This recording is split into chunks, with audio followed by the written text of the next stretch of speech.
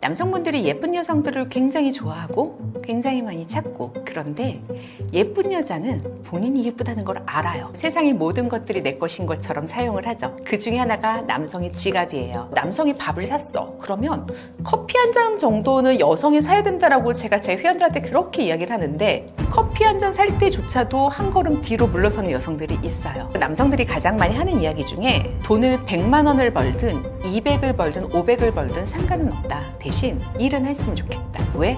돈 버는 게 얼마나 힘든 건지 알았으면 좋겠다. 결혼 생활까지 가게 되면 소비 씀씀이에도 문제가 커질 수 있는 상황들이 생기기도 해요. 자만추는 젊었을 때, 어렸을 때나 가능하지, 결혼 생각이 조금 더 도드라지면 자만추처럼 위험한 건 없어요. 뭐 공부 잘하고 뭐 많이 배우고 이런 거 말고 슬기롭고 지혜롭고 그 가정에 평화롭고 아니고가 판정이 되는 것 같기는 해요. 그러니까 경제적인 부분이 많으면 좋긴 하겠지만, 뭐 돈이 많으면 좋긴 하겠지만 돈이 많다고 다 행복한 건 아니거든요.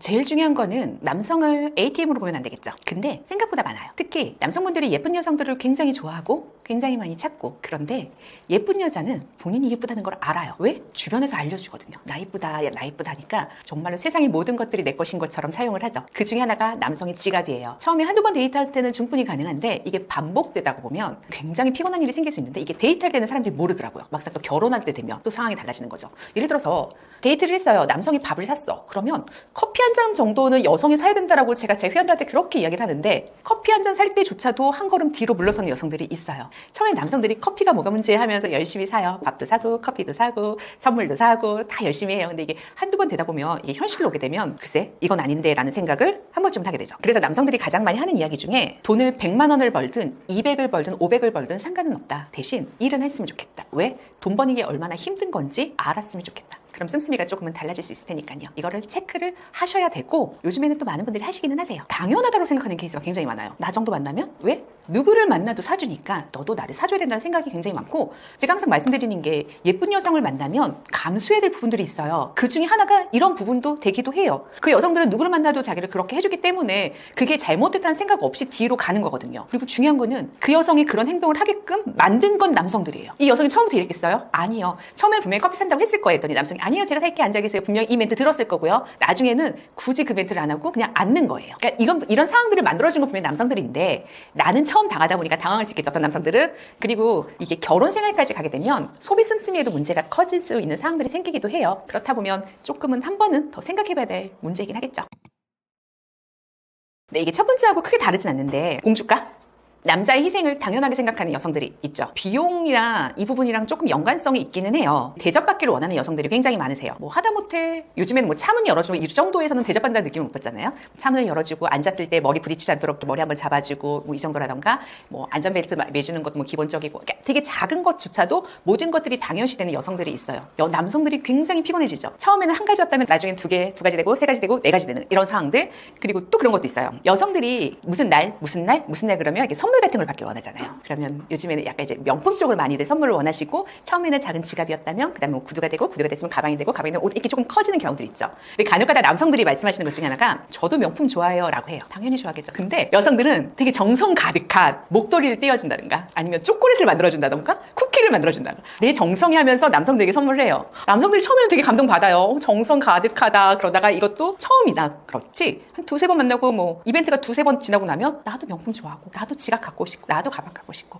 근데 여성들이 약간 받는 입장 가운데서는 이걸 사줄 생각을 전혀 하지 못하죠. 이런 가운데서 나중에는 남성들이 한 번쯤은 생각하게 될 수밖에 없는 상황들이 들지 않을까요? 저희 회원 중에 제가 이제 남자 의사분들이 굉장히 많은데, 그분들이 하는 이야기 중에 되게 열심히 공부했고 이 자리까지 왔고 열심히 일을 해서 되게 많은 돈을 모아요. 근데 이 돈을 모으면 누가 가장 좋을까요? 이렇게 물어보면 진짜 대답이 한결같은 게, 결혼 전에는 부모님, 결혼 후에는 와이프. 본인들이 이 돈을 쓸 시간이 없어요. 그래서 와이프만큼은 예쁘고 뭐 똑똑하고 그런 사람을 만나는 게 저한테는 욕심일까요? 표현을 하면 할 말은 없는데, 그렇게 생각을 하셨으면 이 부분도 감수하는 거죠. 아, 난 이만큼 벌었으니까 그래, 난 사줘도 돼. 그리고 뭐 나는 뭐 어차피 많이 안 쓰니까 그래, 나는 그걸로 만족해. 이렇게 생각하면 무난하게 크게 너가 넘어갈 수 있는 건데, 그렇지 않으면 결혼할 때 한 번쯤 생각해야 될 부분들이기는 해요. 현실이죠. 이게 공주라고 하는 게 본인이 처음부터 공주는 아니에요. 뭐 요즘에는 우리가 그런 시대는 아니니까. 그런데 집안에서도 예를 들어서 아버님이 의사시고 어머님이 가정주부고 오빠 의사고 본인이 막내딸로 있으면 이 막내딸은 공주 대접을 받으면서 살겠죠. 이건 그냥 집안의 분위기인 거예요. 그 여성한테 뭐라고는 할 수 없어요. 부모님이 그렇게 키우셨으니까. 이 모습이 또 다른 누군가를 만난다고 해서 크게 변하진 않아요. 이 모습을 감수하고 데려가는 거지. 이 모습이 사랑스러울 때 가능한 거예요. 본인이 한번 생각을 해보세요.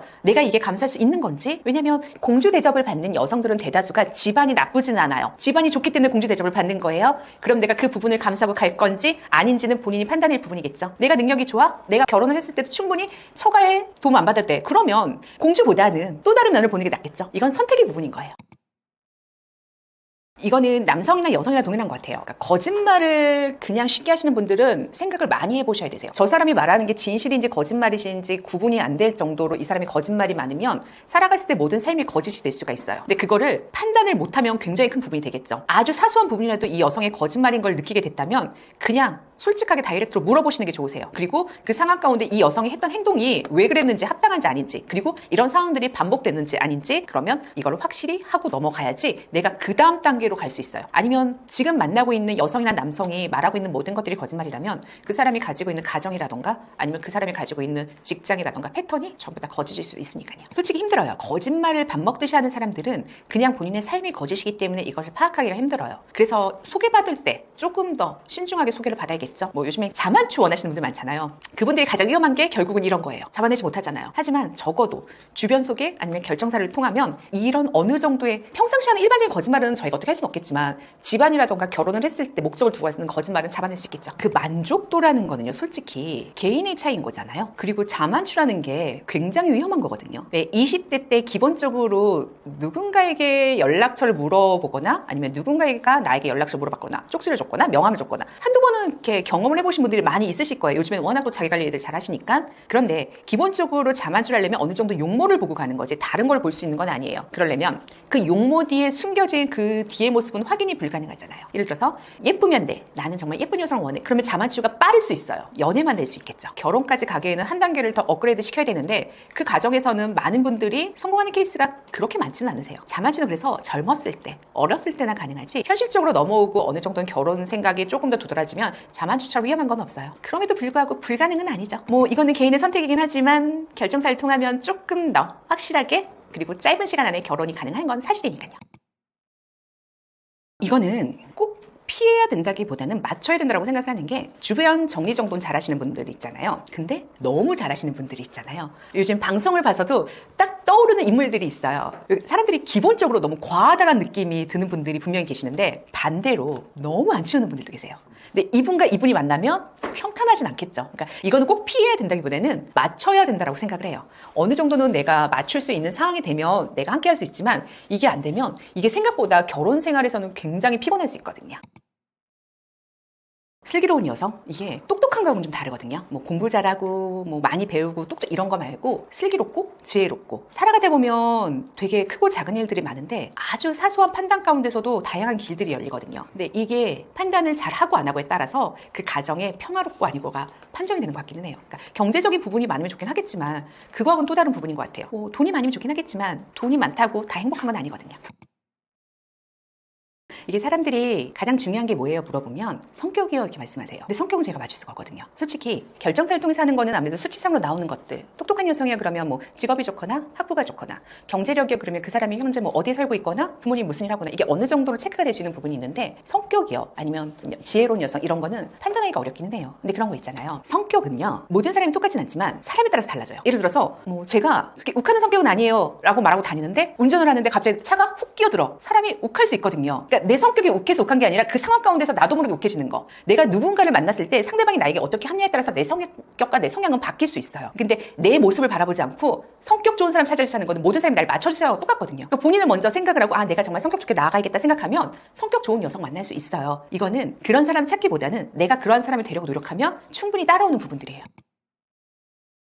잘 안 적어요. 선입견이 들어가거든요. 왜냐면 기본적으로 매니저들이 여러분 있잖아요. 매니저가 여러 명이 있기 때문에 그걸 적어놓으면 그거를 보고 다들 그걸로 판단을 한단 말이에요. 그래서 그건 절대 적진 않는데 그거는 있어요. 상대방을 만남을 했을 때 제가 피드백은 들어요. 근데 피드백은 올라가요. 예를 들어서 한 남성이 여성을 10분을 만남을 했어요. 그럼 10분의 피드백이 쫙 올라왔는데 10분 중에 한 7, 8분이 이 사람 되게 까칠해요. 그러면 까칠한 거 맞을 거예요. 근데 10분 중에서 딱 그래서 이 사람 진짜 착해요. 되게 선해요. 오, 너무 제 말 잘 들어주고 너무 예뻐. 이렇게 말하면 대부분 그렇게 피드백 나오면 이 여성은 어느 정도 평균 이상은 한다는 거죠. 그 피드백으로 하기도 하지. 그러니까 남들이 이 사람이 만났던 그 사람들의 이야기로 판단을 하지 매니저의 이야기로 판단을 하잖아요. 되게 간단한 게 내 새끼는 이쁜 법이거든. 내 회원은 되게 이뻐요. 그렇기 때문에 그 사람이 장점을 계속 올릴 수밖에 없고 남들 눈에는 내 회원이 안 이쁠 수 있지만 내 회원은 정말 내 눈에는 예뻐 보이거든요. 이거는 내가 틀린 것도 아니고 그들이 틀린 것도 아닌 상태에서 그냥 내 눈에는 그렇게 보이는 거. 엄마들이 자식들 이쁜 거랑 크게 다르지 않아서 그러면 그걸로는 믿을 수가 없잖아요.